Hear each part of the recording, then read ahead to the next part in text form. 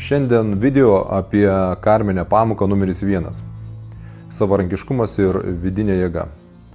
Kai tavo gyvenime kartojasi situacijos, kur turi viską daryti viena, kai negauni palaikymo, kai labiausiai jų reikia, kai bijai pradėti, bet viduje jauti stiprų kvietimą veikti, greičiausiai tavo siela tave veda per karminę pamoką numeris 1.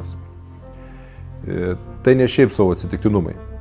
Tai dvasinis procesas, kuris kviečia tave išaugti seną priklausomybę nuo kitų nuomonės ir atrasti vidinę atramą savyje. Kaip ji pasireiškia gyvenime? Sprendimų priėmimas tampa sunkus, nes bijai suklysti. Jautiesi nepastebėta, tarsi tavo pastangos lieka nematomos. Bijai veikti viena, bet kitų pritarimo taip pat ir nesulauki. Gyveni jausmu, kad viską tenka daryti pačiai, be pagalbos, be paramos. Visa tai sielos mokykla. Pamoka, kuri skirta pažadinti tavo tikrąją jėgą. Kaip išmokti šią pamoką iš tikrųjų? Pradėk nuo to, kad niekas iš išorės tavęs neišves, kol pati nepaimsi vairo į savo rankas. Siela tave švelniai, bet tvirtai kviečia. Nebebėk nuo savo galios. Skirk laiko tylai, nes tik tyloje išgirsti savo vidinį balsą. Nustok ieškoti leidimo veikti.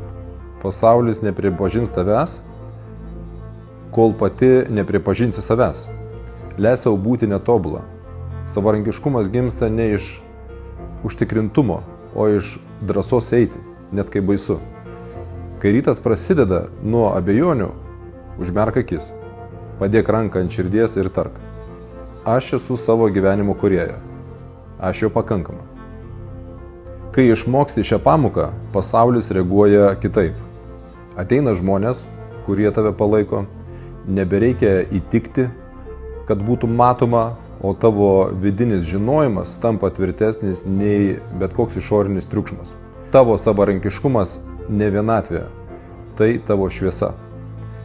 Kitas įrašas bus apie karminę pamoką numeris 2. Jeigu nori pamatyti, nepraleisk ir sek mane. Ačiū.